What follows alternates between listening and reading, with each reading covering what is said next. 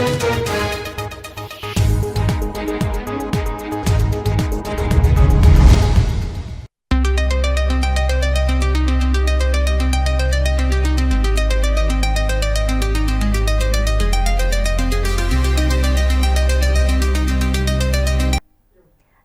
आप देख रहे हैं खबर अब तक। मैं हूं सुचिस्मिता। आइए रुक करते हैं सुर्खियों की ओर। निरसा में सांसद खेल महोत्सव का भव्य आगाज, पूर्व विधायक अपर्णा सेनगुप्ता ने किया शुभारंभ।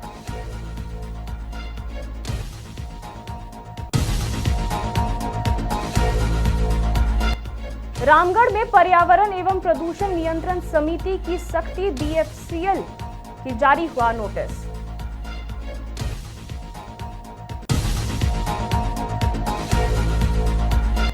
धनबाद के बाघमारा में तेज रफ्तार का कहर, ट्रैक्टर की टक्कर से बाइक सवार की मौत, एनएच 32 जाम।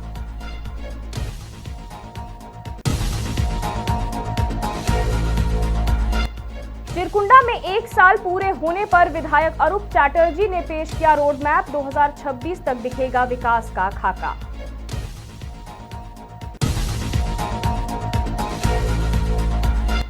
आसनसोल में बिना रजिस्ट्रेशन चल रहे टोटो पर सख्ती, एमवीआई और ट्रैफिक पुलिस का सड़क पर अभियान।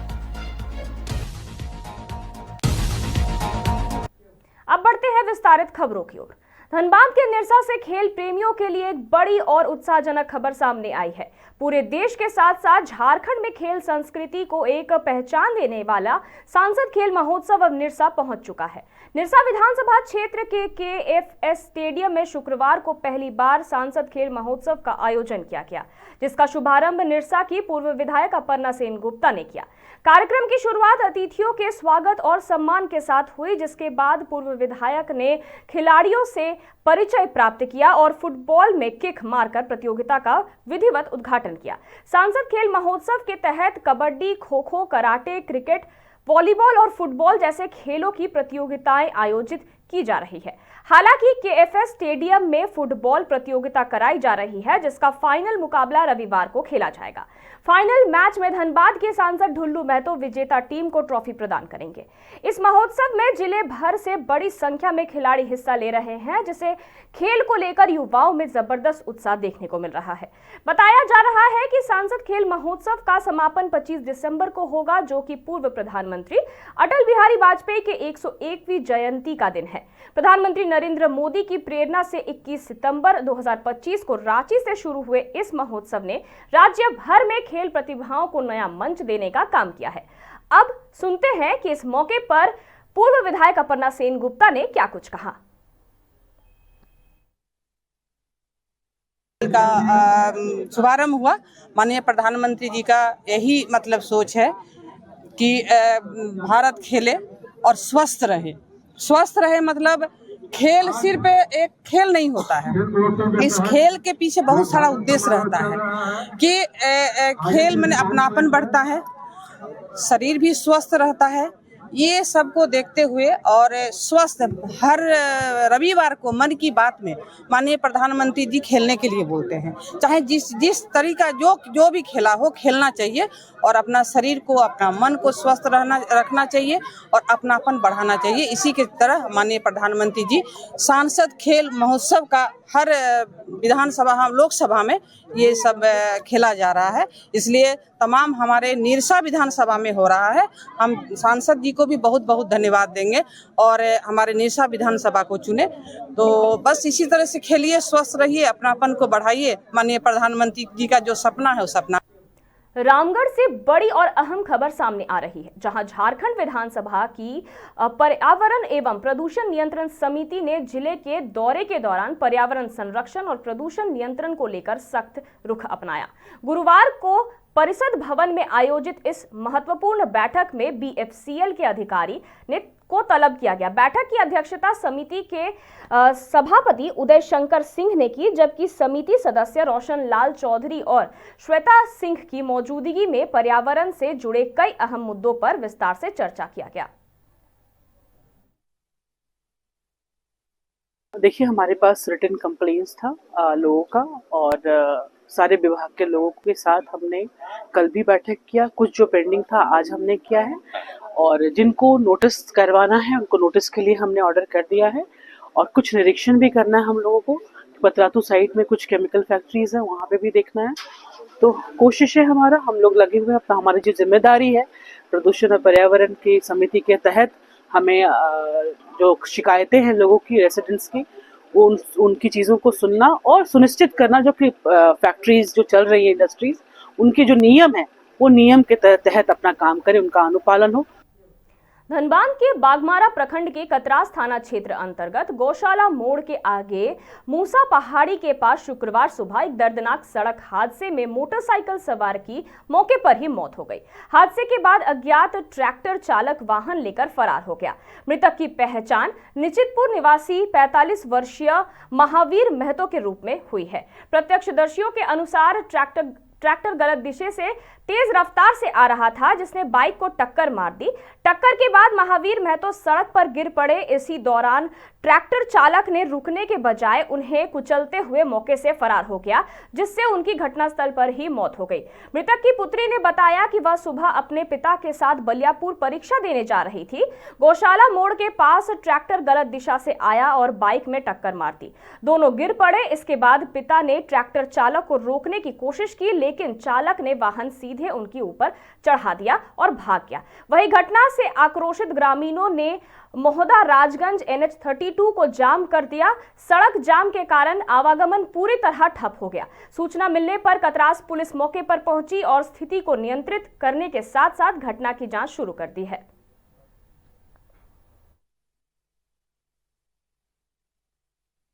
और नीचे उतरो, वो नहीं उतरा। पापा आगे से रोक रहे थे, मतलब वो उतर ही नहीं रहा था, मतलब ट्रैक्टर चला ही रहा था। तब तक पापा को उधर से पार हो गए।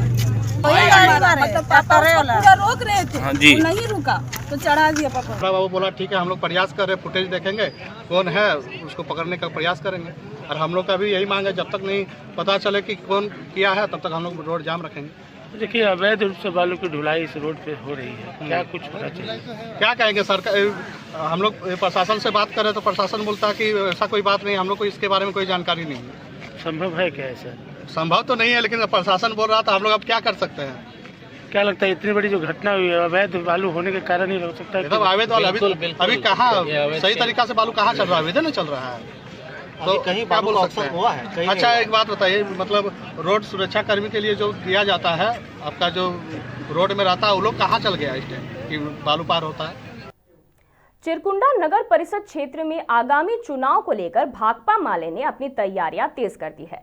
पार्टी इस बार पूरी मजबूती के साथ मैदान में उतरने की रणनीति पर काम कर रही है। इसी क्रम में 14 दिसंबर को वार्ड नंबर 14 से जनसंपर्क अभियान की शुरुआत की गई। शुक्रवार को विधायक अरूप चैटर्जी ने प्रेस वार्ता आयोजित कर एक साथ संगठनात्मक तैयारियों और अपने 1 साल के कार्यकाल की उपलब्धियों का ब्यौरा रखा। उन्होंने कहा कि विधायक बने उन्हें 1 वर्ष पूरा हो चुका है और इस दौरान क्षेत्र के समग्र विकास के लिए कई महत्वपूर्ण योजनाओं पर काम किया गया है। विधायक ने बताया कि चिरकुंडा में घर घर पानी पहुंचाने के लिए प्रस्ताव भेजा जा चुका है। वहीं तालडांगा हाउसिंग कॉलोनी में प्रधानमंत्री आवास योजना के तहत एक नई आवासीय कॉलोनी विकसित करने का प्रस्ताव भी तैयार किया गया है। इसके साथ ही क्षेत्र में बेहतर जल निकासी व्यवस्था के लिए ड्रेनेज सिस्टम, 2 आधुनिक स्टेडियम का निर्माण, कुमारडुबी कोलियारी ग्राउंड को स्टेडियम के रूप में विकसित करने की योजना शामिल है। विधायक अरूप चैटर्जी ने बताया कि इन सभी योजनाओं का सर्वे कार्य शुरू हो चुका है और आने वाले समय में 2026 तक इसका असर धरातल पर साफ नजर आएगा। आप भी सुनिए विधायक ने क्या कुछ कहा। एडिशनल टंकी जो है वो बागान धावड़ा में उसको क्या बोलते हैं, काली धावड़ा, जहाँ पर है फिजिकल क्लब, हाँ, जहाँ फिजिकल क्लब है वहाँ पर एक टंकी हम लोग एडिशनल बनाने के लिए बोले। जो बागान धावड़ा का कुछ इलाका इस टंकी से पूरा कवर नहीं कर पा रहे, तो वो बागान धावड़ा से लेकर वो काली धावड़ा इन तमाम इलाकों को कवर करेगी। इसके साथ साथ आप देख रहे होंगे 2 टंकी हम लोग की जो आगे की पुरानी टंकी थी, एक तो JKRR में और दूसरा तालडंगा हाउसिंग कॉलोनी की जो टंकी है, ये दोनों काफ़ी जर्जर स्थिति में, काफ़ी पुराना होगी, तो ये कभी भी धंस सकती है, जिसके कारण ये दोनों टंकी हम लोग तोड़ कर नया टंकी का हम लोगों ने प्रस्ताव दिया है। JKRR की जो टंकी होगी वो अभी जो है 1.5 लाख लीटर का ही है, उसको हम लोग 10 लाख गैलन की हम लोग करने की कोशिश करेंगे। और एक तालडंगा हाउसिंग कॉलोनी की वहाँ जो कैपेसिटी अभी है, उस तालडंगा हाउसिंग कॉलोनी वाला भी हमको लगता है 50,000 का होगा, उसको भी हम लोग बढ़ा के कम से कम 1 से 1.5 लाख जितना उसका स्पेस है, चूँकि वहाँ जगह थोड़ा कम है, इसलिए वो स्पेस का हम लोग देखते हुए 1 से 1.5 लाख गैलन का करेंगे, क्योंकि भविष्य में तालडंगा हाउसिंग कॉलोनी का पीछे हम लोगों का 1 एकड़ 80 डिसमिल के करीब सरकारी ज़मीन है। आसनसोल से एक अहम खबर सामने आ रही है, जहां बिना पंजीकरण सड़कों पर दौड़ रहे टोटो को लेकर प्रशासन ने अब सख्त रुख अपना लिया है। टोटो का पंजीकरण सुनिश्चित कराने के लिए MVI अधिकारी सड़क पर उतरे। आसनसोल दुर्गापुर पुलिस कमिश्नरेट के कुल्टी क्षेत्र में नियामतपुर मोड़ पर MI और सब ट्रैफिक गार्ड पुलिस ने संयुक्त अभियान चलाया। जांच में सामने आया कि अधिकांश टोटो बिना रजिस्ट्रेशन के चल रहे हैं। टोटो चालकों को 31 दिसंबर तक रजिस्ट्रेशन कराने की चेतावनी दी गई है।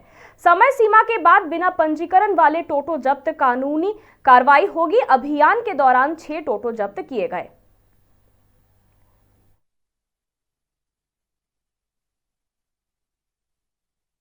তো সাহায্য করবার জন্য ওসি সাহেবের সহায়তায় আমরা এখানে একটা ক্যাম্প বৃহস্পতিবার অর্গানাইজ করব এবং আপনাদের মিডিয়ার কাছে অনুরোধ, এটা একটু যদি প্রচার করে দেন যে এখানে একটা ক্যাম্প হচ্ছে টোটো রেজিস্ট্রেশনের জন্য, আমাদের খুব উপকার হবে।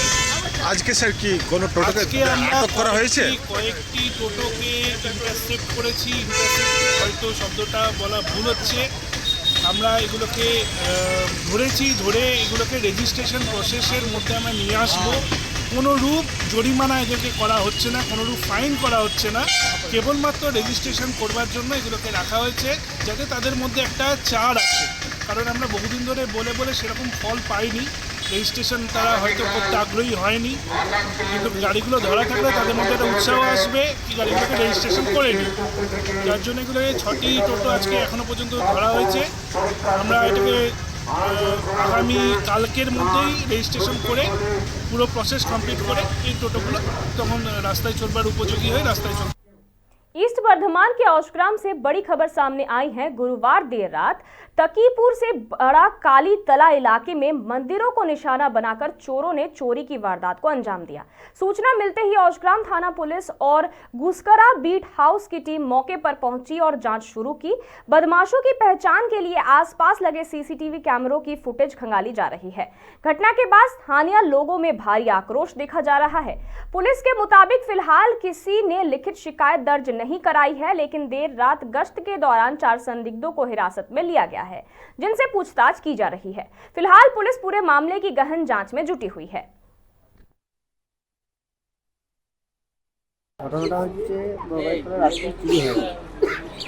এটা তো কটা নাগাদ হয়েছে? এটা হয়েছে আমরা 12:45 থেকে 1:05 মধ্যে কমপ্লিট হয়ে গেছে।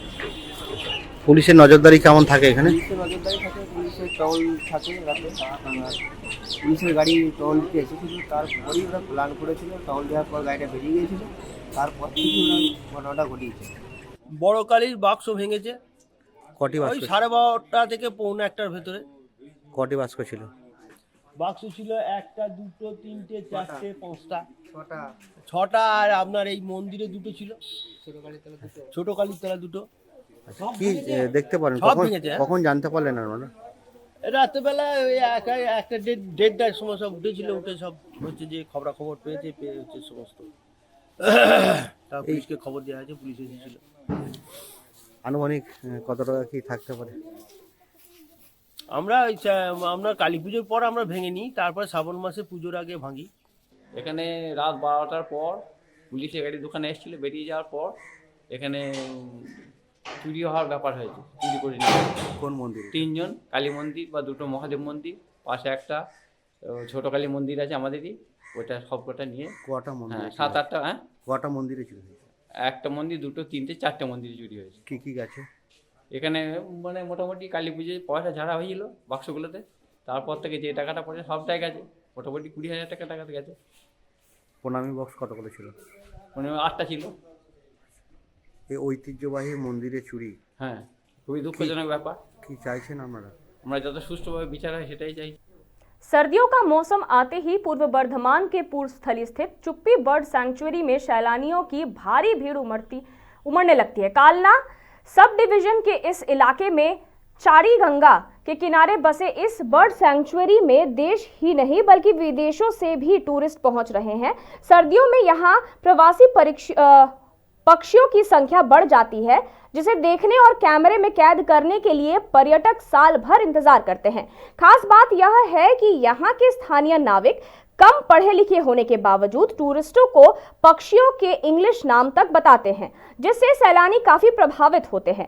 नाविकों का कहना है कि अगर प्रशासन की ओर से उन्हें और ट्रेनिंग दी जाए तो वे टूरिस्ट को बेहतर जानकारी दे सकते हैं। वहीं बर्ड सैंक्चुअरी के आसपास टूरिज्म बढ़ने से नाविकों के साथ साथ छोटे कारोबारियों की आमदनी भी बढ़ी है।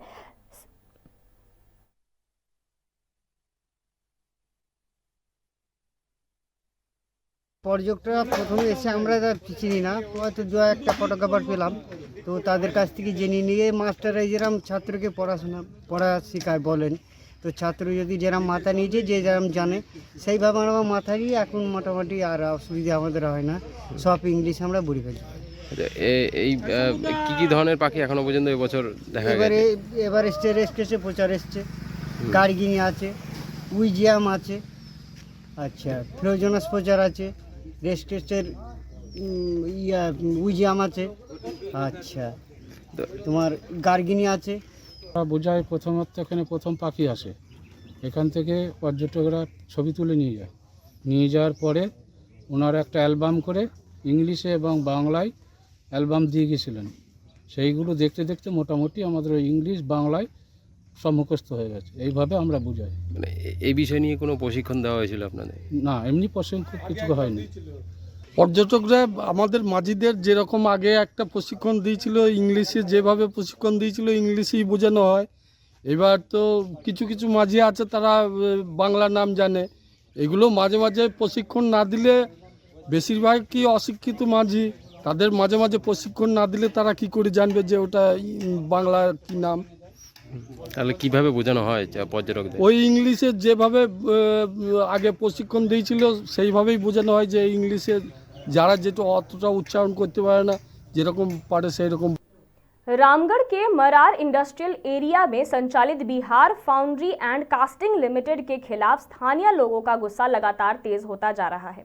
आरोप है कि फैक्ट्री से निकलने वाला जहरीला धुआं और दूषित अपशिष्ट पानी पूरे इलाके को प्रदूषित कर रहा है, जिससे लोगों का जनजीवन बुरी तरह प्रभावित हो रहा है। स्थानीय निवासियों का कहना है कि हवा इतनी जहरीली हो चुकी है कि सांस लेना मुश्किल हो गया है।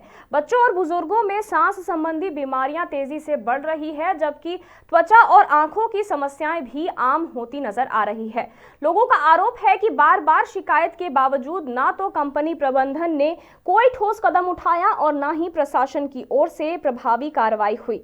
इसी मुद्दे को लेकर शुक्रवार को बड़ी संख्या में स्थानीय लोग रामगढ़ सर्किट हाउस पहुंचे, जहां रांची से आए विशेष पर्यवेक्षकों एवं अधिकारियों की टीम से मुलाकात की। प्रतिनिधि मंडल ने अधिकारियों को प्रदूषण से जुड़ी अपनी समस्याएं बताई और स्वास्थ्य व पर्यावरण की रक्षा के लिए तत्काल सख्त कार्रवाई की मांग की।